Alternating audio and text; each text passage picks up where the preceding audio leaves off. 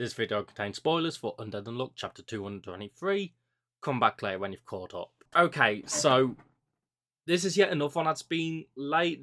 All my videos have been late recently just because of some personal health issues just being a bit bleh. But this one, I've also decided to be a bit late because this chapter is one where I couldn't really approach it day of release purely because of the energy that came about with this chapter, both personally from my experience reading it and also how everyone's been reacting on Twitter. So I've delayed it so I could get a more level-headed approach for it.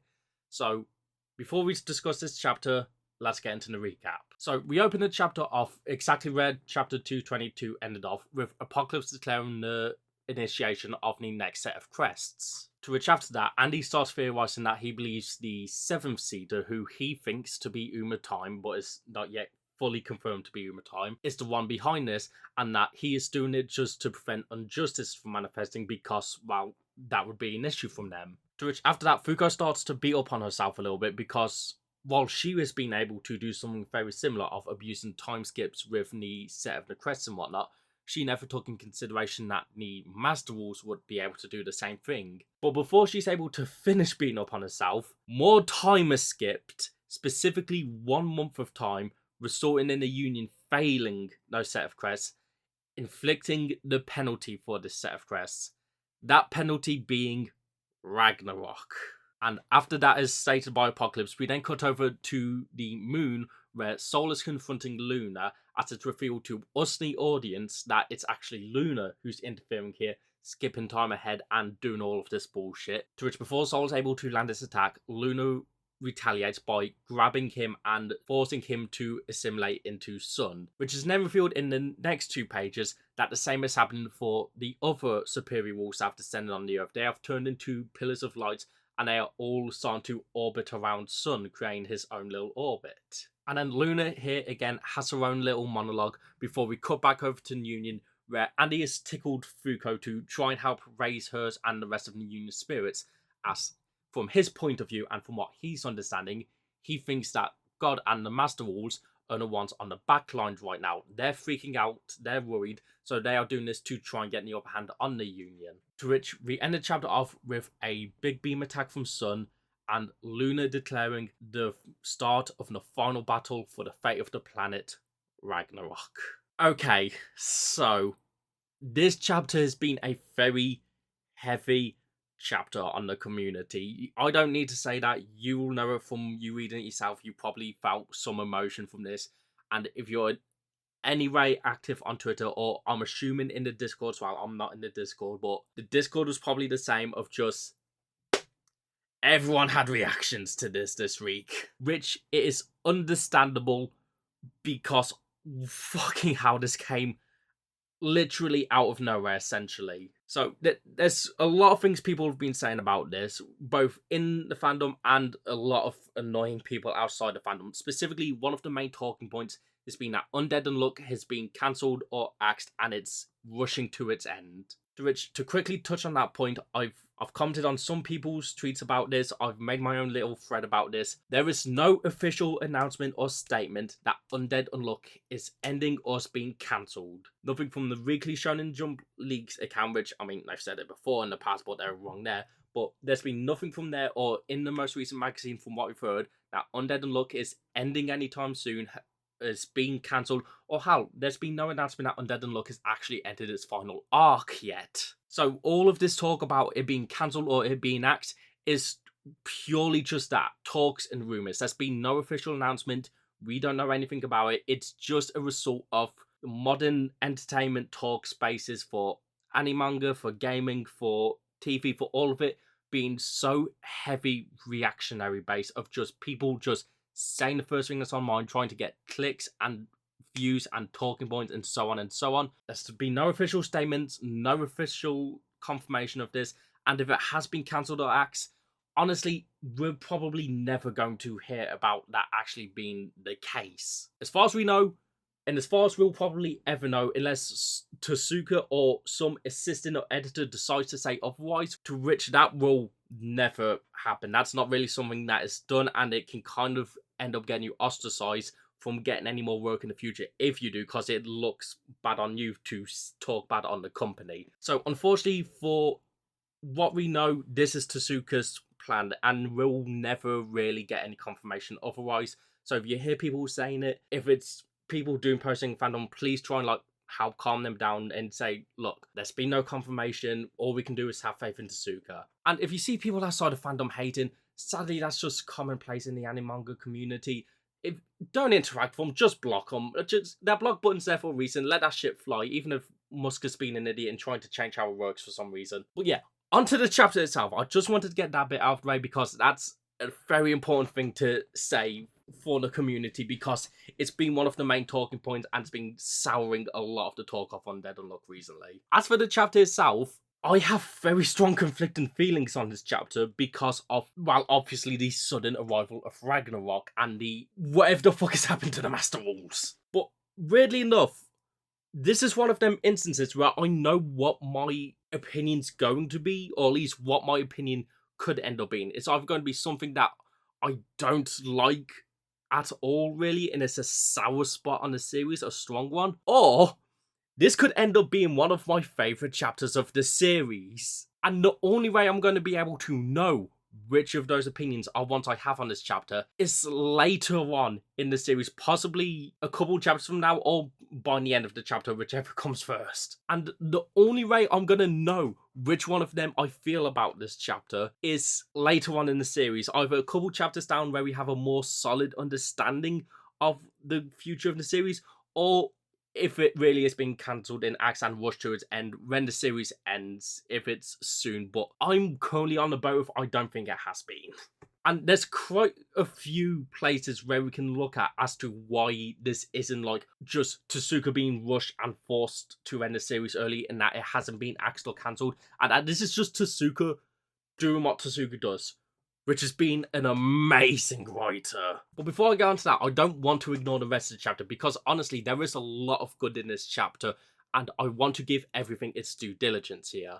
And one of the things that I do love a lot is the fucking dramatic irony going on here. Because we have Andy down in the Union using his knowledge to try and figure out what is going on, and that he thinks the Seventh Seer, who he believes to be Uma Time, and while it hasn't been hard confirmed, according to someone on Twitter, I can't remember the username, I'll try and find the tweet if I can, but apparently the sheet of papers in the background, one of them does say time, so that hints towards the Seventh Seer actually is Uma Time and not Uma Fade like we thought he would be. But yeah, I love the fact that Andy, using his knowledge of the Master Rules from his billions of years on the sun, is trying to figure out, okay, this is the Master Rules, but then it's revealed to us, the audience, that this is Luna's doing. Luna is the one acting on her own accord here, and it's not only fucking up the Union, but it's fucking over the Master Rules in the process because of her own greed. And that's one of the things that makes me love this chapter.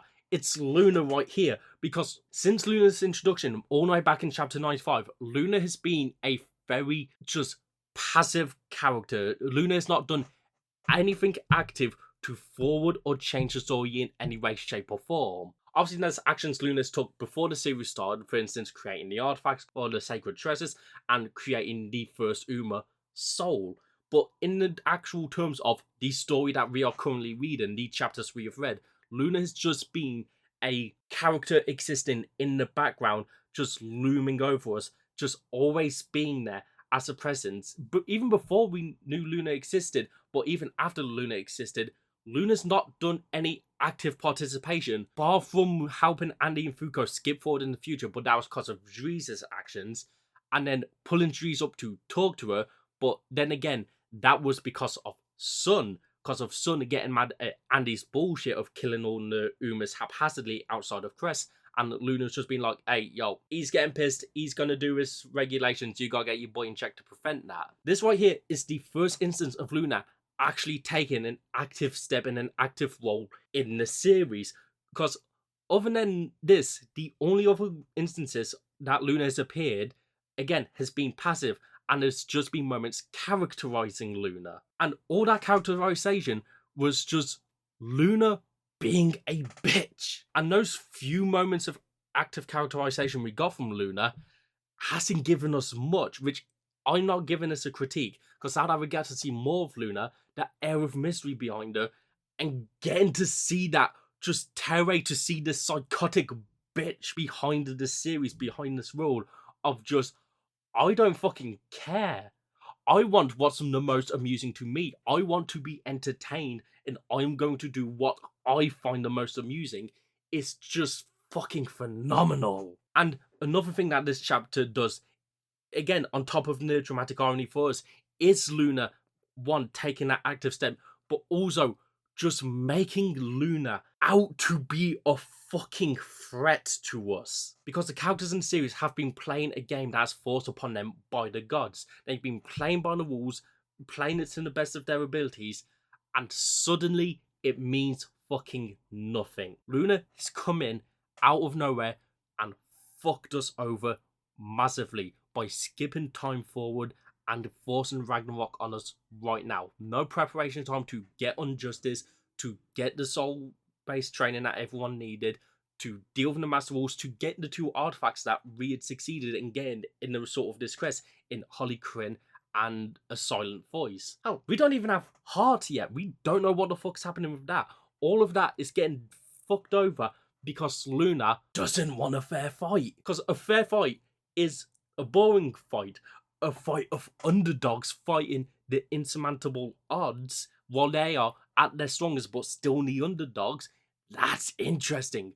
And Luna just doing all of that on a whim for her interest is...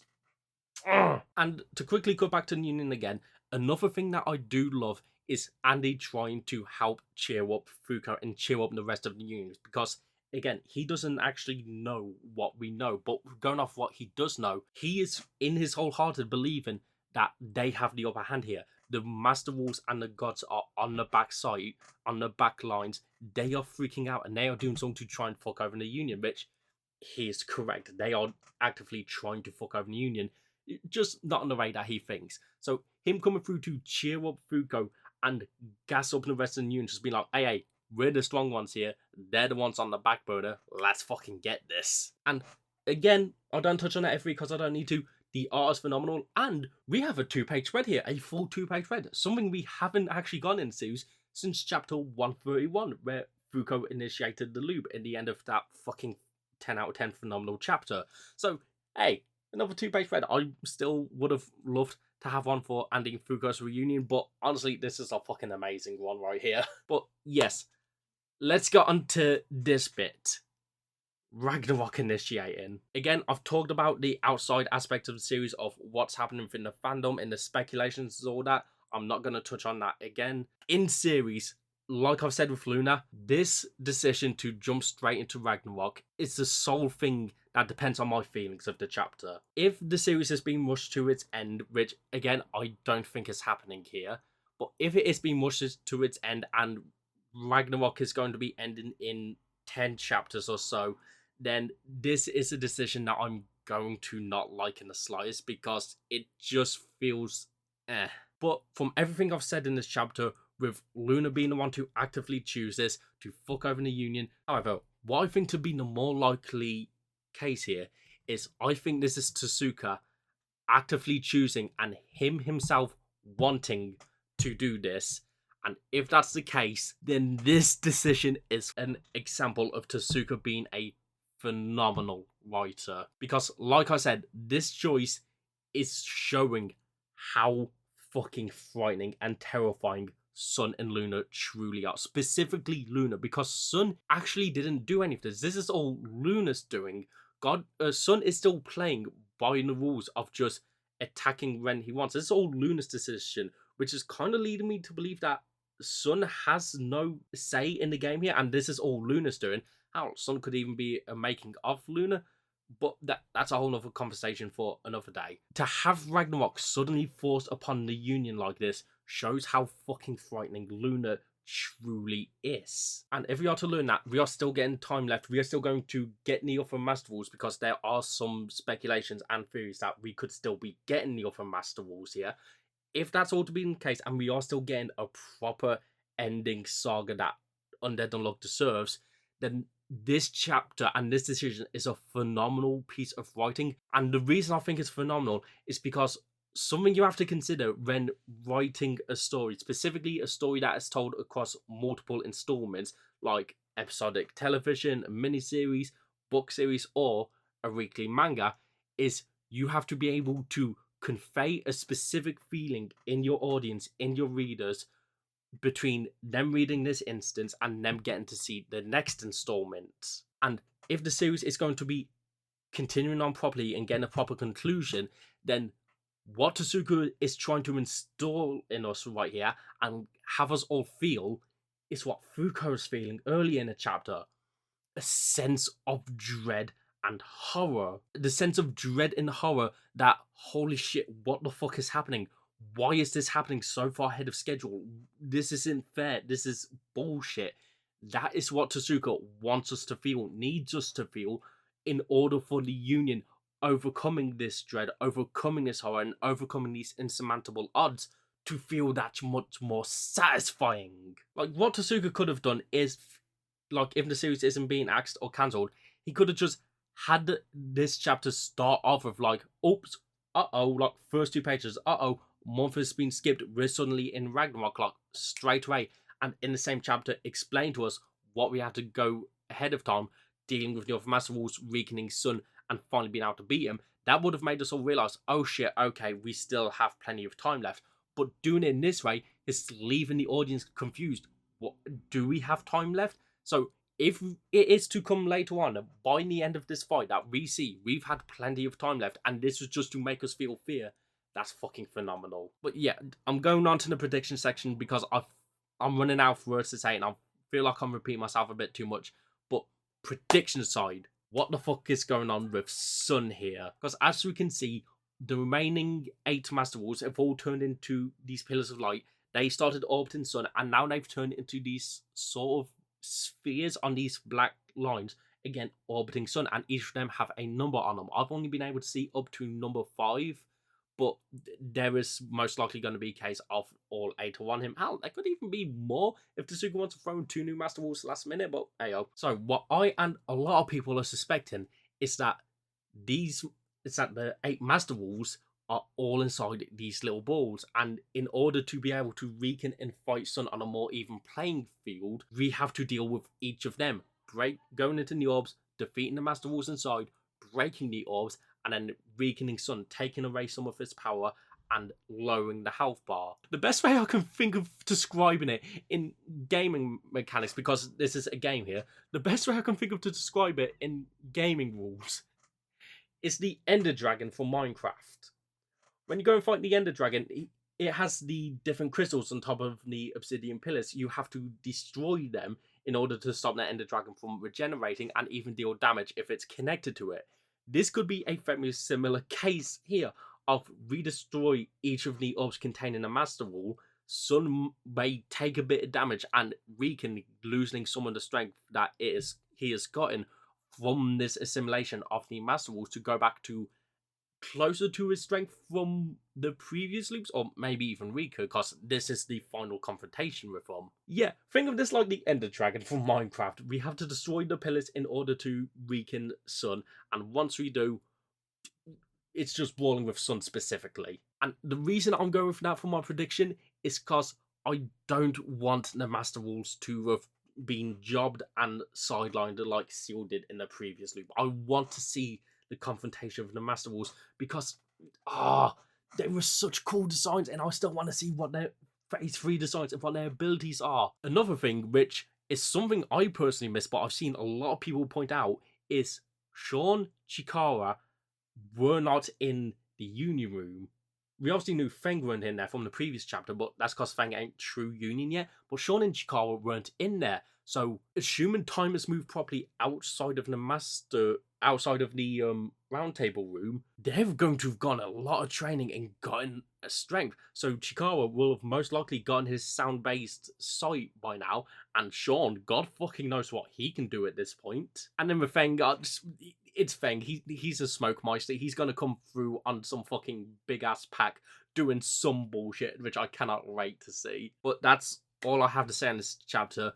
As of where it stands, I have mixed feelings on this chapter, specifically because of this ending. And once we know more, this chapter will either be one chapter that I look at with some bittersweetness because of what it did to the series, or I will look at this chapter thinking that it is one of the best instances of someone using the weekly format storytelling that they are writing with. Because fucking hell, the feelings that the whole community have been feeling this week, if that was purposely done by Tezuka, is fucking spectacularly done. Until chapter 224 comes out, have faith in Tezuka, trust in his pen, and have a good day. See ya.